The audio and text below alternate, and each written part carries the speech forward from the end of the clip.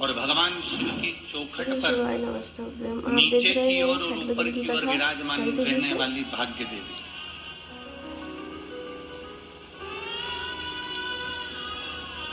एक और वीरभद्र हैं, दूसरी तरफ मणिभद्र भी और ऊपर भी भाग्य देवी विराजमान।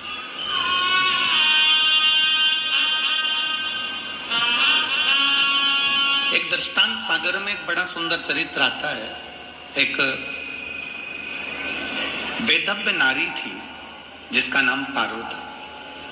दृष्टांत सागर, उसका एक बेटा था जिसका नाम नसीब सिंह था।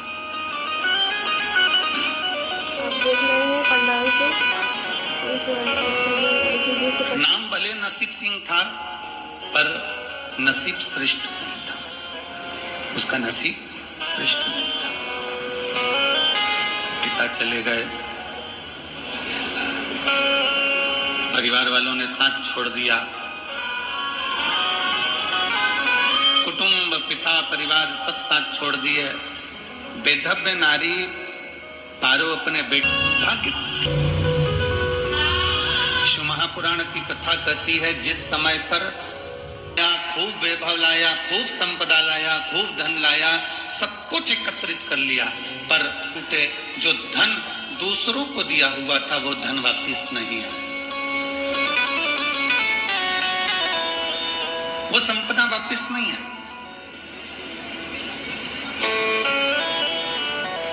वो वैभव का सबसे पहला लुटेरा व्यक्ति अगर कहीं बसता है तो अपने खुद के घर में बसता है, कहीं दूसरा नहीं बसता। एक दादाजी मरे, बहू रोते रोते बोल रही है दादाजी की चादर बाहर फेंक दो। बहू रोते रोते बोल रही है दादाजी का कपड़ा बाहर फेंक दो। बहू रोते रोते बोल रही है दादाजी का जो गद्दा है मर गए, दादाजी चले गए। पोता माँ की गोद में आकर बैठ गया और माँ गोद में आकर बैठा तो क्या परिवार के लोग निकाल रहे थे। ओ माँ, दादाजी का चद्दर बाहर फेंक दिया, क्यों? माँ ने कहा तुम्हारे दादा मर गए इसलिए चादर पर सोते थे, चादर फेंक दिया। जो वो प्रयोग करते थे, जो यूज कर, ला ये सोने की चेन दे, मैं फेंक कर आता हूँ। ला मुझे ये सोने की चेन दे, मैं फेंक कर आता हूँ। माँ ने तुरंत बेटे के गाल पर एक थप्पड़ दिया, पागल हो गया, सोने की चेन कोई फेंकी जाती है? माँ तूने ही तो कहा कि दादा जो यूज में सामग्री लेते थे, जो प्रयोग में लेते थे वो सामग्री फेंक दी जाए। चादर ओढ़े थे, चादर फेंक दी, दवाइयाँ फेंक दी, चश्मा फेंक दिया, डंडा फेंक दिया, जो सामान थे वो फेंक दिया। सारा सामान फेंक दिया गया। ला मैं ये सोने की चेन भी फेंक आता हूँ। शिव महापुराण की कथा कहती है दुनिया का सबसे बड़ा लुटेरा हमारे घर में बसता है। रात को मरोगे, सुबह तक तन पर जितना जेवर आभूषण माणिक मोती है सब निकाल लिया जाएगा। केवल की माला पड़ी, केवल एक तुलसी की माला और एक रुद्राक्ष की माला पड़ी रहेगी, बाकी का कुछ नहीं पड़ा रहेगा, सब कुछ निकाल लिया जाएगा।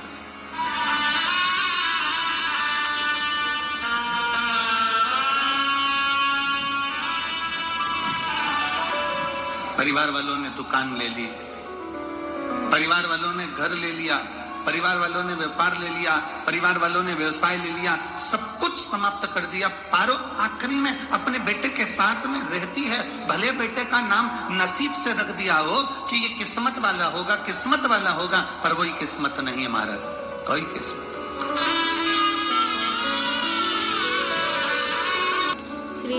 सबसे लड़ना सरल है। एलसीडी पर छठ पूजन की कथा देखिए।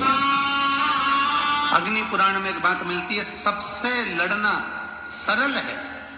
परिवार से, नातों से, रिश्तों से, कुटुंब से, कबीले से, मोहल्ले से, दुनिया से लड़ना सरल है, पर अग्नि पुराण की कथा कहती है अपने नसीब से लड़ना कठिन है, अपनी किस्मत से लड़ना कठिन है।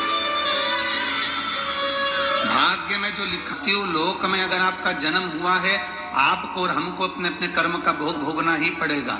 संसार सागर में अगर जन्म लिया है, आपको और हमको ये सारे भोग भोगना ही पड़ेगा। भगवान राम भी अगर मृत्यु लोक में आए तो उनको भी अपने कर्म की गति का स्मरण करना पड़ा। मत डरो, वेद पुराण से नहीं डरना, मत डरो, धर्म और शास्त्रों से नहीं डरना, मत डरो, गुरुओं से नहीं डरना, मत डरो। छुप कर बाण दिया था तो भगवान कृष्ण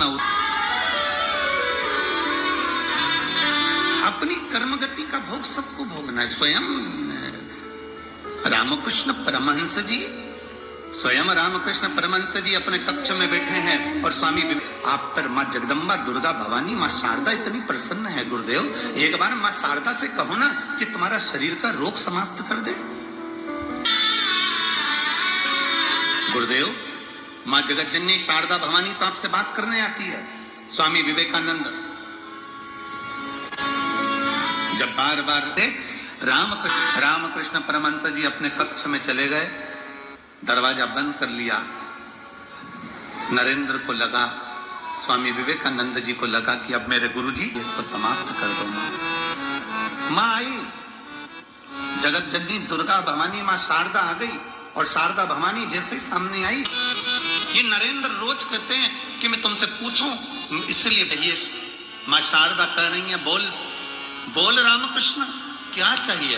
रामकृष्ण परमहंस जी कहते हैं, माँ बस इतनी कृपा करना कि जब मेरे प्राण छूटे ना माँ तो तेरी कुछ भी नहीं चाहिए, तेरी गोद में जाए। कहा था कि तुम्हें जो रोग हो गया है, जो बीमारी हो गई है, वो बीमारी समाप्त करने का मांगना, पर रामकृष्ण परमहंस तुमने वो मांगा नहीं। रामकृष्ण परमहंस जी कहते हैं, माँ समाप्ति मांग भी ली ना माँ, और तुम मुझे ठीक भी कर देगी ना माँ, पर अगला जन्म मुझे फिर लेना पड़ेगा और अपने कर्म का भोग फिर भोगना पड़ेगा, इसलिए एक बार भोग कर चले जाओ। एक बार मैं अपने कर्म का भोग भोग लूं, एक बार मैं अपनी कर्म गति का भोग भोग लूं, एक बार मैं अपने कर्म का जो भोग है उसे भोग लूं। शिव महापुराण की कथा कहती है 8 बजे से लेकर शाम को 4 बजे तक है, सुबह 8 बजे से 4 बजे तक ड्यूटी पूरी करो। अगर आधी ड्यूटी करोगे तो तुम्हारे को फिर रात्रि में आकर ड्यूटी करना पड़ेगी, या दूसरे दिन ज्यादा ड्यूटी करना पड़ेगी, ज्यादा दिन ज्यादा खड़े रहना पड़ेगा, दूसरे दिन ज्यादा खड़े रहना पड़ेगा। अपनी ड्यूटी पूरी करो। उसी तरह शिव महापुराण की कथा कहती है, मृत्यु लोक में जन्म लेने के बाद, मानव शरीर मिलने के बाद हमारी कर्म गतियां हमको भोगना है, जितना भोग सकते हैं। एक लोटा जल चढ़ाते चढ़ाते हमको मालूम ना पड़े कौन सुखी संसार में।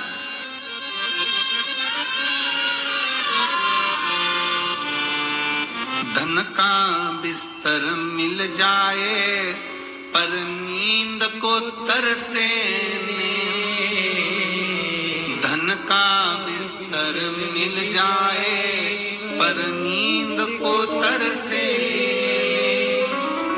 और कांटों पर भी सोकर आए, कांटों पर भी सोकर आए, किसी के मन को अरे कोई कारण होगा, अरे कोई कारण होगा। श्री शिवाय नमस्ते। डनलप का गद्दा है, ऐसी का रूम है, रात्रि को पीने के लिए गिलास दूध आ गया, सब कुछ सुख है, खाने के लिए गोली खाना पड़ रही है। शिव तत्व कहता है, शंकर भगवान की कथा कहती है, दुनिया का सबसे सुखी व्यक्ति कौन सा है, तो शिव महापुराण की कथा कहती है, दुनिया का सबसे सुखी व्यक्ति वो है जिसके सोने वाले कमरे में, जिस कक्ष में वो सोता है, उस कक्ष में कोई टेबलेट नहीं, कोई दवाई नहीं, कोई विक्स नहीं, कोई बाम नहीं, समझ लेना दुनिया का सबसे सुखी व्यक्ति। जिसके सोने के कमरे में, विश्राम के कमरे में भी अगर दवाइयां रखी हुई है, सोने के कमरे में अगर टेबलेट रखी हुई है, सोने के कमरे में दवाइयां खाकर रात्रि को सोना पड़ रहा है, दवाइयां लेकर अपने रात्रि का विश्राम करना पड़ रहा है, तो समझ लेना कि दुनिया का आप सुखी व्यक्ति नहीं हो। प्रथम सुख, जम के बोलो, निरोगी काया। जरा जम के बोलो, प्रथम सुख निरोगी काया।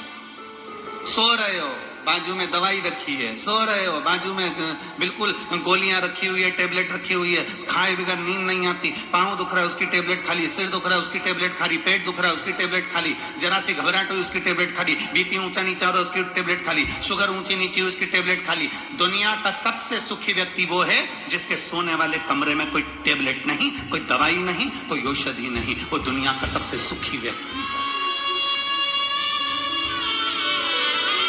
वरना कमा तो रहे हो, भरी जवानी है, 4-4 दुकानें चला रहे हो, भरी जवानी है, बहुत अच्छी नौकरी कर रहे हो, भरी जवानी है, खूब कमाया, 60-70 हजार, 1 लाख 2 लाख 5 लाख रुपए महीना भी कमाया, और मालूम पड़े कि घर में कभी पत्नी बीमार पड़ रही, कभी बच्चे बीमार पड़ रहे, कभी माँ बीमार पड़ रही, कभी पिता बीमार पड़ रहा, और मालूम पड़े कमाया हुआ सारा धन बीमारी में लगता जा रहा है। तो विचार करना कि वो कमाई का क्या फल मिल गया। प्रथम सुख है निरोगी काया। श्री शिवाय नमस्तभ्यम।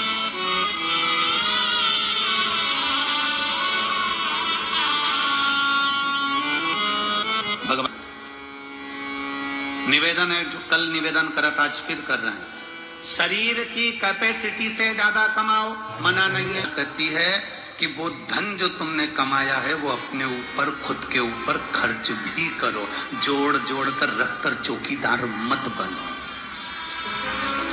स्वयं का कमाया धन स्वयं के लिए भी होना चाहिए। इनका सामने सफेद एक झोला रखा हुआ है, बस ये झोला है, और तन पर जो कपड़ा पहने हैं बस वही कपड़ा धोते हैं, वापिस पहन लेते हैं। भारत की भूमि पर अगर घंटे एक शहर में रहते हैं, दूसरे दिन दूसरे शहर में चले जाते हैं, उस शहर का पानी दूसरे दिन नहीं पीते। और आसमान में ही, फ्लाइट में ही ज्यादातर सफर निश्चित करते हैं। विदेश में अगर जाते हैं तो एक देश में एक दिन रहते हैं, दूसरे दिन उस देश में नहीं रहते, अगले देश में पहुंच जाते हैं। बाबा जी प्रणाम। आप पकड़ सन पूरा सफर करना।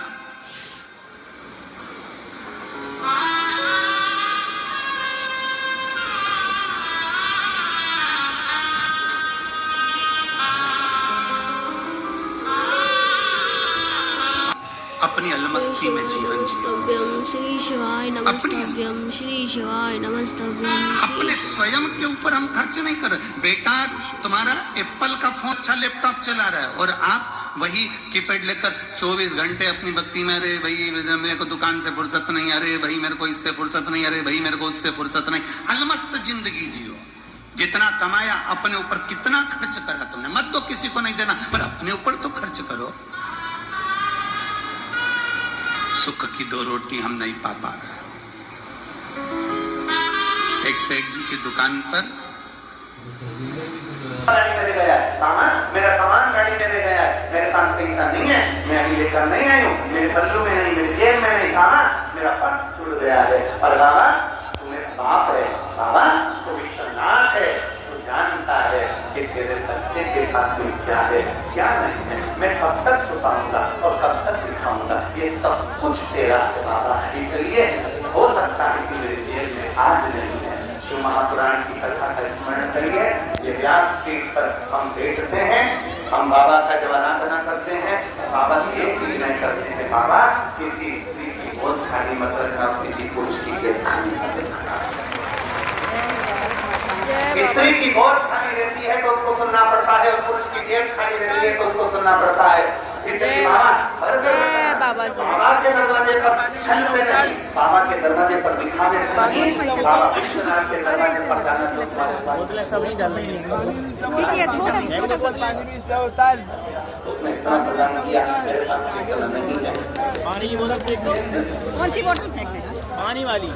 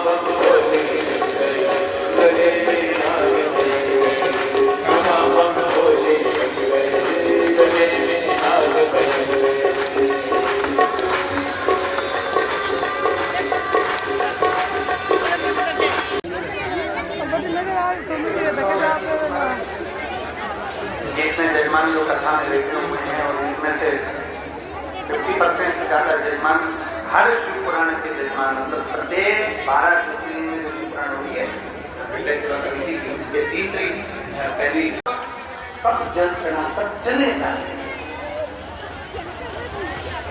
ये काशी नगरी की कथा है, स्कंद पुराण के काशी खंड की कथा है। क्रांति देव बनिया 70 को जल चढ़ाने कब जाता है? बोलो आप बोलो, कब जाता है? जब सब जल चढ़ा के चले जाते। क्यों?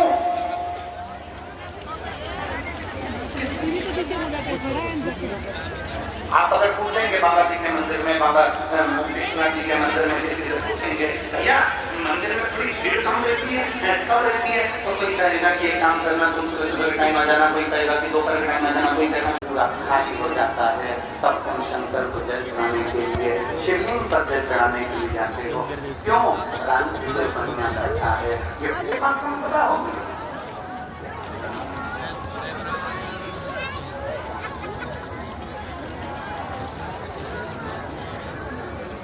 पर मेरे पास में कुछ भी नहीं। जो बनिया ने अपने बेटे से कहा कि कोई मुझे जल चढ़ाता माना, जल चढ़ाता ना देखे। क्यों? क्योंकि अगर गांव के लोग मुझे देखेंगे, मैंने कभी जिंदगी में एक बार भी मेरे महादेव को भूल नहीं किया। मैंने कभी अपने महादेव कोई मुझे देखते ना,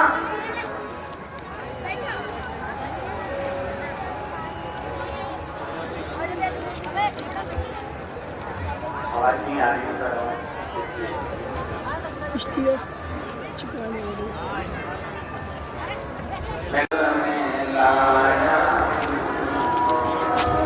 चरणों में तेरे अर्पण, एक बेल पत्र में लाया। चरणों में तेरे अर्पण, बड़ी दूर से चल कर आया हूँ मेरे बाबा तेरे दर्शन के लिए, मेरे बाबा तेरे जय बाबा की श्री शिवाय पत्र में तथा बनारस में श्रवण करते हुए एक बेल पत्र में चरणों में बेटे को समझ में आ गया, पत्नी को समझ में आ गया, इसलिए एकांत में जल चढ़ा दिया, इसलिए एकांत में जाते। आया समय 3 महीने पूर्ण बीते और 3 महीने पूर्ण बीते और आज चुप कर प्रधान की जो कन्या जब मेरे विश्वनाथ के मंदिर में, मेरे महादेव के मंदिर में विपदा हमारी हर दो त्रिपुरारी भोले बाबा, विपदा हमारी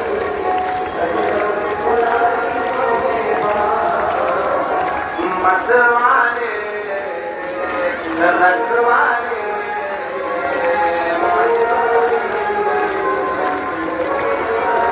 बमा बम भोले गले में नाग भयंकर, बमा बम ओ बमा बम भोले शंकर, गले में नाग भयंकर।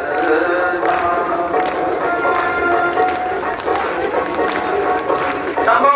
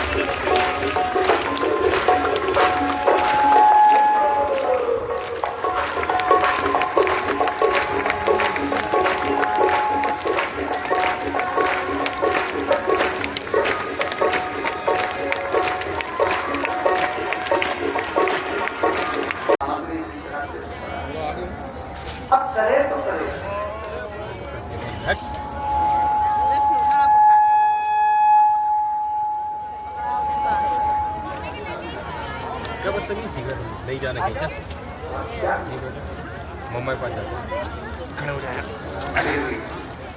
नगर से लोग गाँव से लोग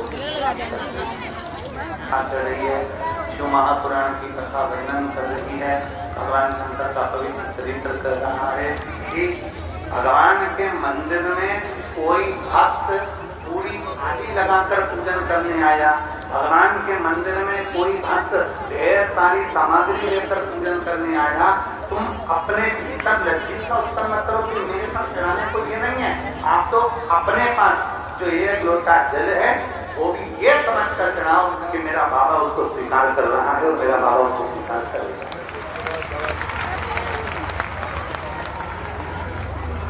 आपको गाड़ी मेरे गया है, मामा मेरा सामान गाड़ी मेरे गया है, मेरे पास पैसा नहीं है, मैं अभी लेकर नहीं आई हूँ, मेरे पल्लू में नहीं, मेरे जेब में नहीं, मामा मेरा पर्स छूट गया है। और बाबा तू मेरा बाप है, बाबा तू विश्वनाथ है, तू जानता है कि तेरे बच्चे के पास में क्या है क्या नहीं है, मैं कब तक छुपाऊंगा और कब तक दिखाऊंगा, ये सब कुछ तेरा है बाबा। इसलिए हो सकता है कि मेरे जेब में आज नहीं है। शिव महापुराण की कथा का स्मरण करिए। ये व्यास पीठ पर हम बैठते हैं, हम बाबा का जब आराधना करते हैं, बाबा की एक चीज नहीं करते हैं, बाबा किसी स्त्री की गोद खाली मत रखना, किसी पुरुष की जेब खाली मत रखना। स्त्री की गोद खाली रहती है तो उसको सुनना पड़ता है और पुरुष की जेब खाली रहती है तो उसको सुनना पड़ता है। इसलिए बाबा बाबा के दरवाजे पर छल में नहीं, बाबा के दरवाजे पर दिखावे से नहीं, बाबा विश्वनाथ के दरवाजे पर जाना तो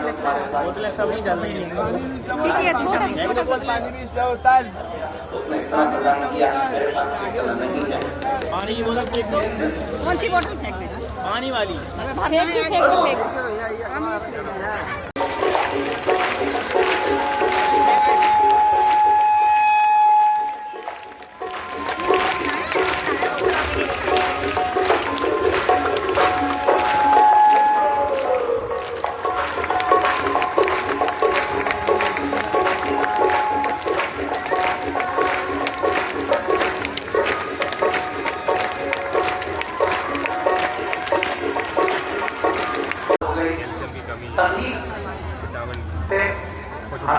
जल्दी चलने लगा, जल्दी चल रहे हैं, वजन ज़्यादा था तो पैरों को गले में सीहोर का रुद्राक्ष मिलाना, तांबे के कलश में जलाया, तुरंत शिव जी को जल चढ़ाकर बसी पानी देकर आपके बेटे को आईसीयू में दे।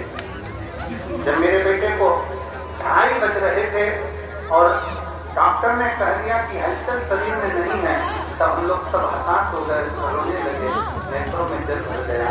अब करें तब मेरे भाई ने कहा आप चिंता न करो, आंख में आंसू भरकर क्यों रोती हो, तुम तो कहती हो ना कि सियोदवाना महाराज कहता है कि शंकर पर चढ़ाया गया जल फल जरूर देता है, शिव पर चढ़ाया गया जल हमारी तकलीफ जरूर बदलेगा, तुम चिंता मत करो, तुम्हारा बेटा ठीक होगा।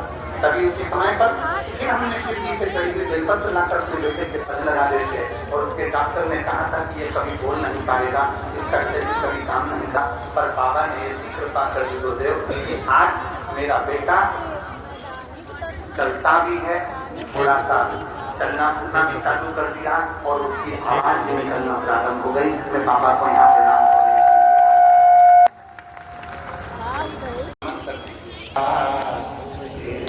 इसका एंकी लिया हो गया बाबा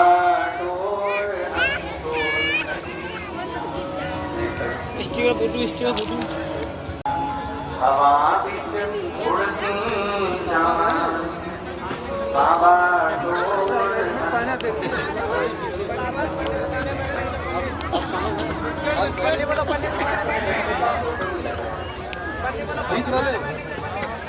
जिसमें चलना भी चालू करा, डॉक्टर ने कहा था ये बोल नहीं सकता, चल नहीं सकता, हाथ से काम नहीं कर सकता, पर बाबा की कृपा का देवी उनाही बाजार थाना